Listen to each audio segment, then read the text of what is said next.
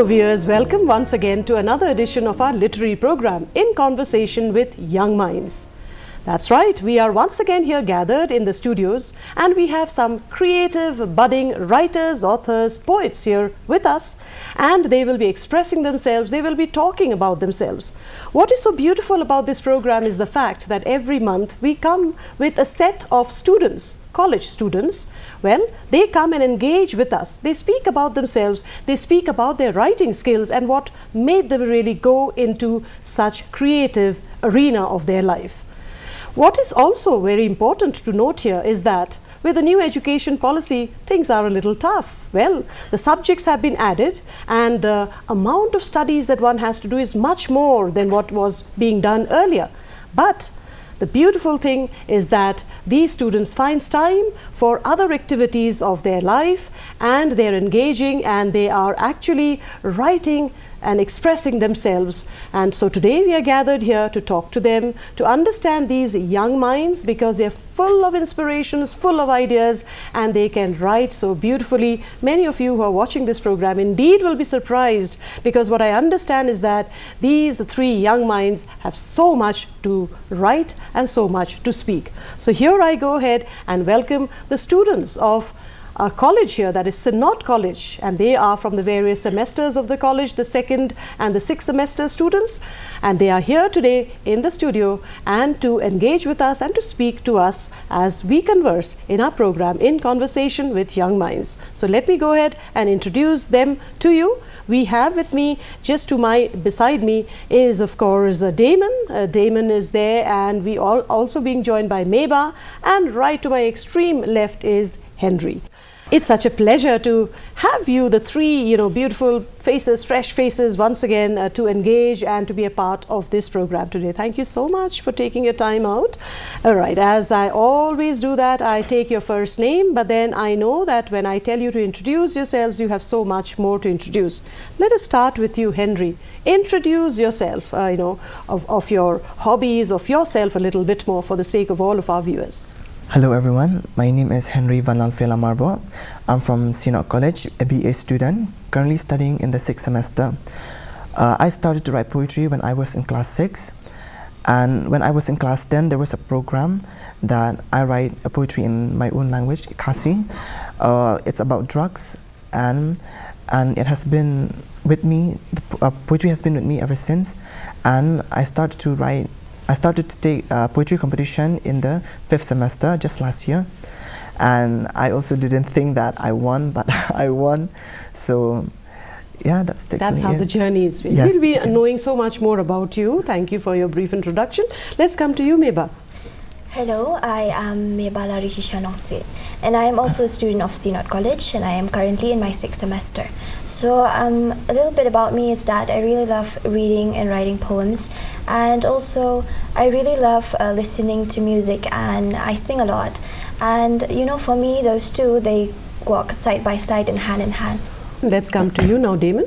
I'm also from Synod College, but I'm in 2nd semester. Though yes, I do have a couple of hobbies that I could say that I engage myself with, but writing has been one of them that I've just recently gotten into. Poetry for me was something that I just started actually recently in 2023, so I'm not as experienced, I would say, but I try my best regardless. Absolutely wonderful. At least that the effort should be on, and thereon you never know where it will lead you, right? So coming back to you, Henry, you said that you started writing quite early. You started writing with some competitions, you said, and thereafter you thought that you had that passion in you. So what kind of poems are you writing? When I was in class 6, I don't think that I have, quite a theme. I just scribble. I write like something which is, even for me, I don't think it makes sense, but I just scribble because when I'm at home, even when I have new words that come to my mind, I just scribble on pages. Even when I'm working, I just leave the work and I just scribble on the pages.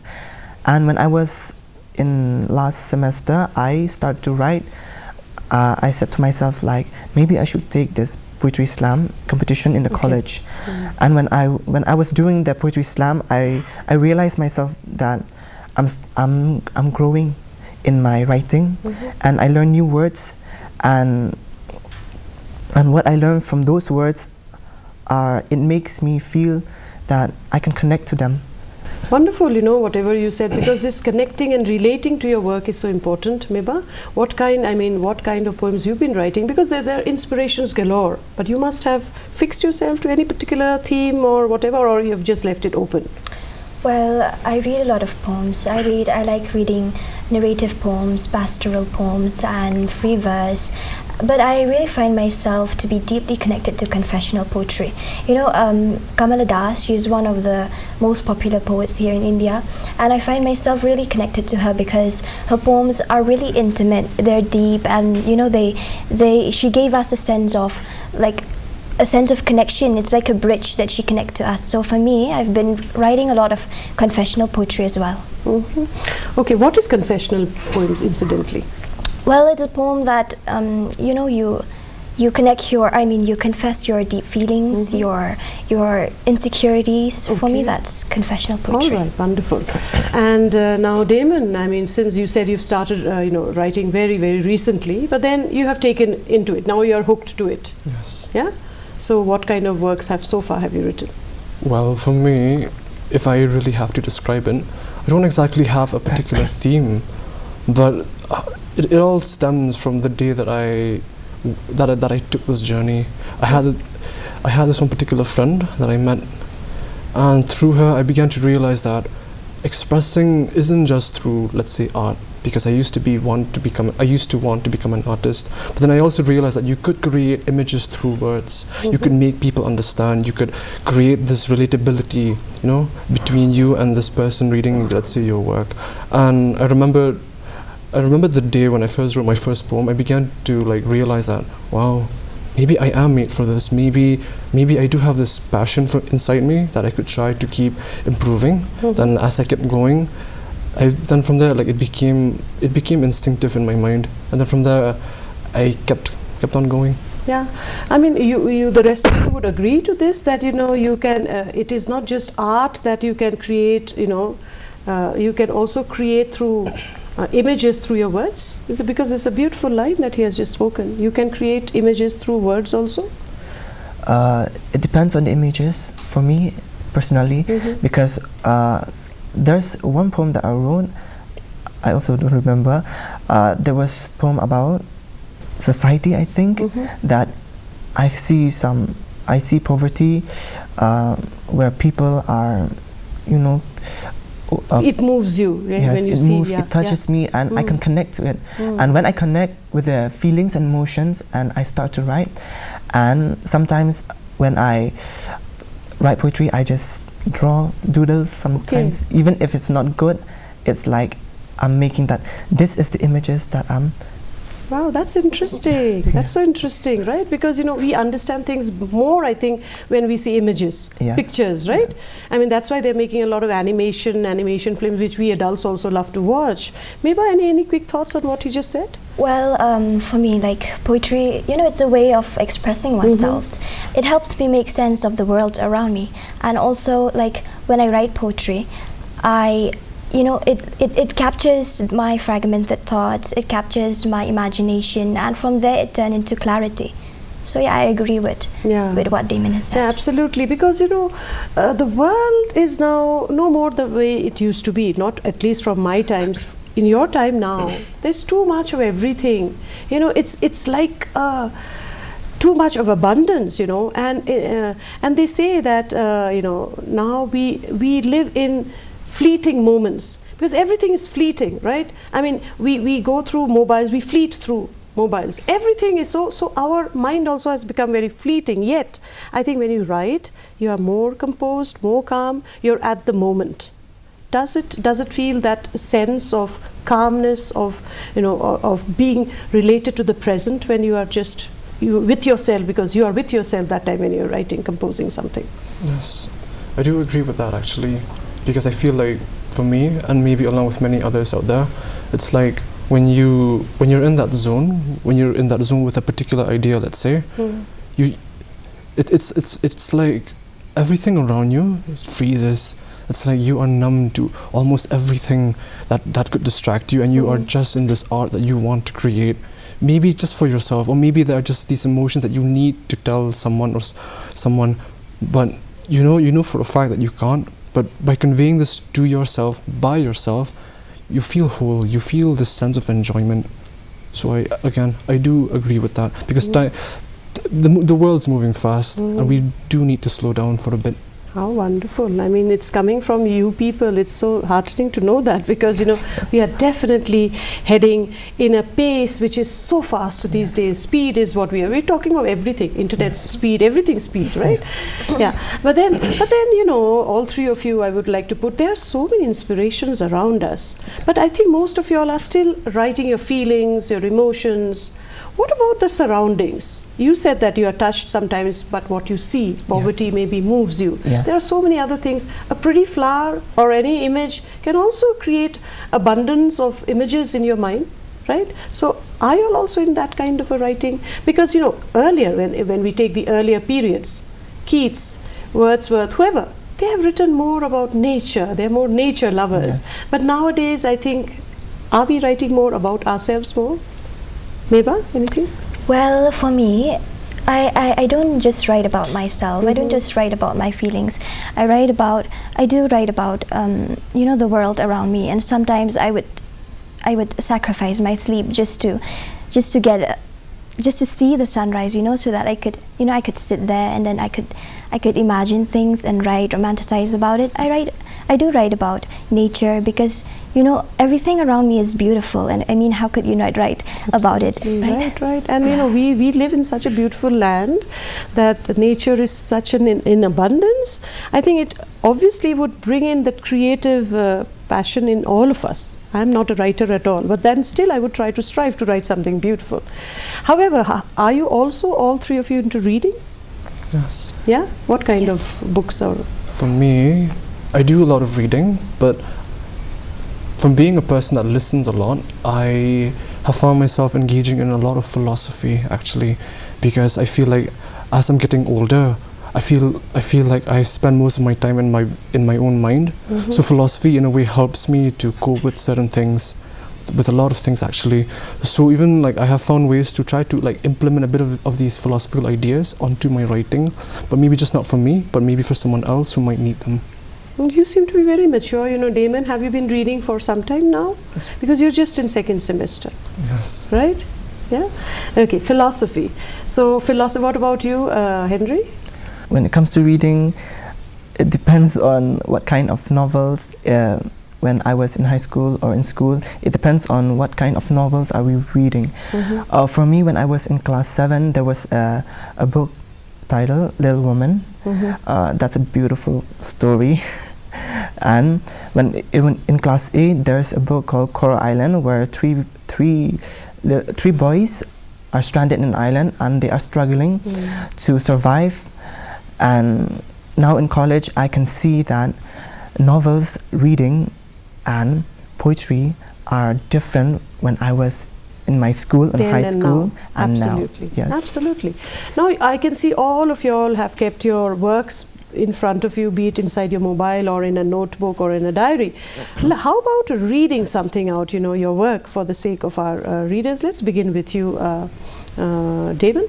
What is it that you would like to share with us at this very moment? Okay. Well, I do have one particular work that I would like to share with you, and to give you a gist of what it might be, because for others they might think, oh, it's just a romantic poem, everyone does this and that. But for me, I also write with the intention of preserving memories, because I know that once I get older, I won't remember each and every single moment, because I don't remember who it was, but a writer once said, you don't remember days, you remember moments. So that was what I wanted to capture into my work. Wonderful. So what are you going to read out for us? Okay, so for this particular piece, I recently wrote it, and I titled it Fading Incandescence. Okay. So again, to give you a brief summary of what this title even means, is that I personified this individual in my life as this bright force that came into my life, that showed me a sense of direction when I felt lost. Okay. So again, as I've said, this poem is memory, not just, you know, a burst of feelings. So, you arrived in winter at the doorsteps of my life as I tried to make sense of my severity. as we shared conversations over what ideas that were impeccable, as we debated over the illness of mediocrity. You arrived cold, a wind gushing with life, as I pieced fragments of my fragility, as we saw visions of what chances meant, as we sipped coffee in the hush of afternoon teas. Now, for these two stanzas, just to make it super short, this was basically how we met. And through our meetup, I began to really understand a lot of things when I looked at her, because I could see that she was a person who had light, she was a person who had hope. And despite her soul being in a very, how do I say this, in a very dark place, she still showed it regardless. No. You arrived incandescently, a feeling not felt long, as I longed for an embrace to soothe my longing, as we bonded over books that spoke truth, as we knew fate was but ever fleeting. You smiled tirelessly, a soul wandering, as you knew you weren't anything but human, as you wrote with the grit that came with grief, as you slept hours away from your demon. You faded gently, a whisper lingering, as I traced your presence in my remembering, as the seasons turned and time went on, and as I knew some echoes stay unending. To briefly again explain to you what these last three stanzas mean is that, again, fate, chances, these are like terms that we use, ma'am, when we when we make interactions with people, because sometimes there are people in your life that come for like in a life, for like once, in your life to change, to make a change in your life, and fleeting, because you never know when it might go. So I wanted to capture that essence of her soul. And again, so in my final stanza, it's that even though now we have parted ways, even though now we no longer meet, I will always remember her for what she's done for me. Wonderful, so touching actually, I mean, I was deep into it. I could feel what you were actually expressing. Wonderful. Meba, what about you? What have you brought for us to read? I have this poem called Home, Soul Sets Free. Well, this poem, it's about, it's very simple to understand, and it's about the world that we're in, and the chaos and all the dark side, the harsh realities of life. And when I was sitting and writing it, I imagined a place where there was no bloodshed, there was no wars. And this poem, I penned down my thoughts, and this poem, I came up with this poem. So I'm going to be reading this, Home, Soul Sets Free. I ask myself, who am I meant to be? If given the choice, would I set myself free? I watch the trees, so steady, so tall. How simple life seems when you don't have to fall. Being human is a struggle. You won't have all you need. No one listens, no one cares if you bleed. Greed overtakes, hand grasps without end, seizing it all, betraying a friend. The fighting won't cease, the ground stains with bloodshed. More lives are lost, all the rumors of wars I dread. Hollowed souls in hunger, poverty, a rotten seed, and the fear that clings to them like a weed. Take me to the place where dwells the soft breeze, a safe haven that can bring my mind to ease. A place untouched by darkness or pain, where peace blooms like flowers after the rain. Here, flamingo dance with effortless grace, sunflowers whispers, daffodils embrace. The sun ever shines, no storm clouds in sight, a place where the soul feels weightless and bright. This is my home where I truly belong. No doubt, no despair, just the melody of a song. I won't need to be anyone else, I can be me. I'll sit along the trees, telling them all the stories about me.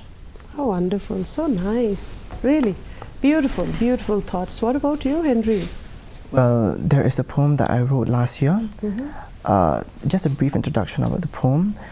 It's about the poetry evening that we had on the 31st of October 2024.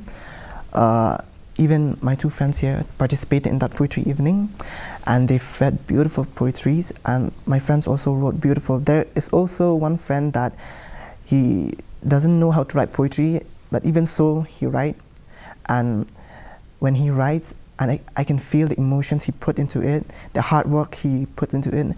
And there are many others poetry that I wanted to recite, but this is the one I want to recite. The title of the poem is Poems. Why do you write poems, they ask, as if words are shadows, hollow, mask. He told them, it is my way to speak, to mend the pain, to find a peak. They laugh, it is just writing, nothing more, just words on papers, tales and lore. It won't bring you fame, it won't take you far, just whispers lost to a dying star. But they do not know the way it lifts, how poem catches souls as it drifts. Of grief so deep it tears the skin, or joy that wells from far within. Why do you write? They gently said. He answered, to quiet the storm inside his head, to turn the pain he cannot share into verses that fill the air. Do your tears linger on the page? He gently said, they do, but escape their cage. Better these lines should hold my grief than let despair become my thief. These words are coffins, shadows, scars, memories clinging like fading stars. They do not heal, they only stay to mark the hurt that will not decay. And though they carry endless weight, these poems are all that he created. They keep him breathing through the pain. In whispered lines, he speaks again. How lovely. I think it resonates to all three of you, yes. right? Similar feelings, yeah? So what I heard also, you all write exceptionally well, let me tell you. You express yourself so well. The Thank words, you, I don't know from where it does come. So it's important to engage with yourselves, your feelings, right? However, you also are on the verge of publishing your works, right? It is coming in a form of an anthology, all of your works, right? Well, it's a collection of poems. A collection of poems, yes. Yes, from the college. Yeah, from the college. But it's so important, isn't it, to share your creative skill, I mean, your creativity, right? Yes. Let others also be inspired, and maybe you all will touch so many lives. Because I think writing does heal also. Yes. Yeah, Meba? Yes, it does heal, right? Because often what I see is that maybe as youngsters, you all can't engage so much with the adults because of the generation gap or whatever. So in your own world, you think with the words that you write, it heals? Yes, it heals. When us, I mean, especially teenagers, we really felt misunderstood most of the time, and we feel unseen.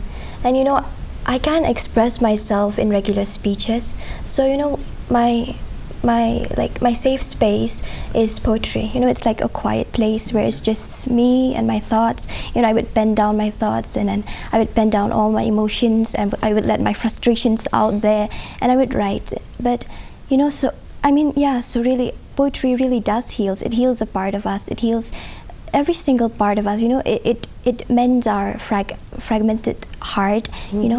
So yeah, that's my answer. Yeah, so you want to be always on your safe space, but that is also something I think you need to also face the chaos around you.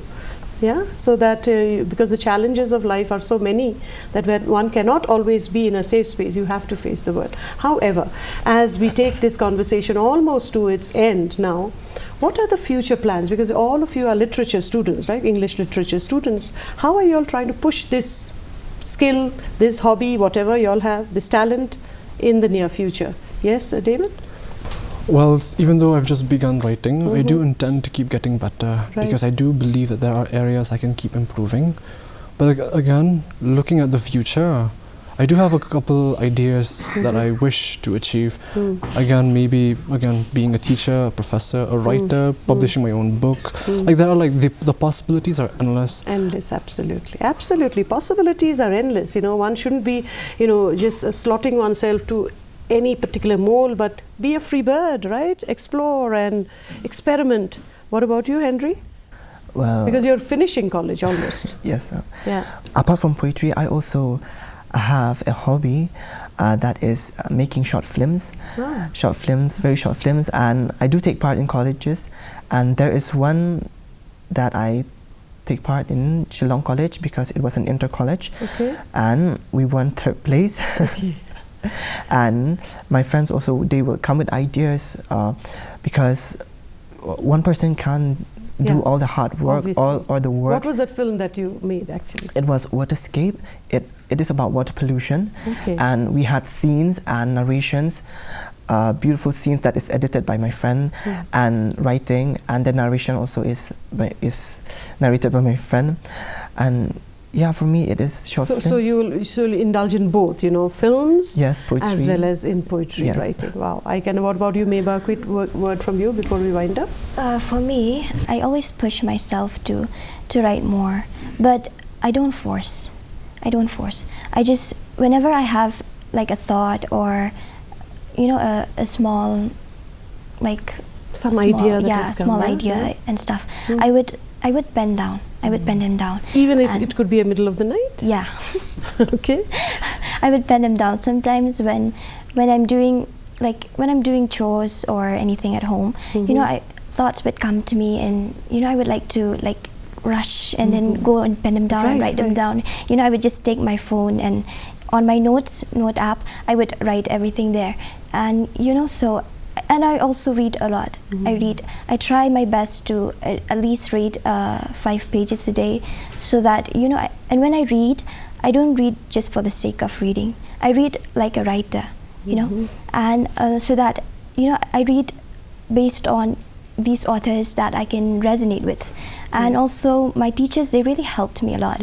They've helped me, like when I have a certain poem or a short story that I wrote, I would send to them and I would ask them if it's good, if it's not good, where should I edit, you know. So they have really helped me a lot. How nice, you know, and this is so important that you are able to take ideas from others also, you know, that you're open to ideas. You have not just, you know, that you don't have that that higher ground feeling that I am good, I don't need anybody else. That shouldn't be, right? We should always be grounded, and as the more we ground ourselves, the more higher, taller we can actually grow in life. Yes.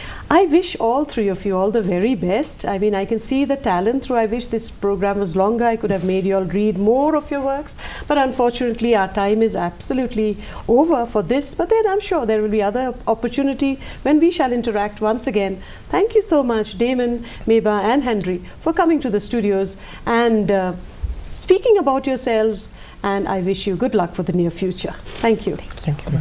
Well then, dear viewers, that's how we have come to the close of this literary program in conversation with our young minds, the 3 young minds from Synod College who were present today in this program. You've heard them. I'm sure you've enjoyed watching this program, hearing them express themselves. So until next time, when we will be back with you with another set of students from all 3 of them here and the entire, you know, the personnel engaged in the background, we take your leave, wishing you goodbye.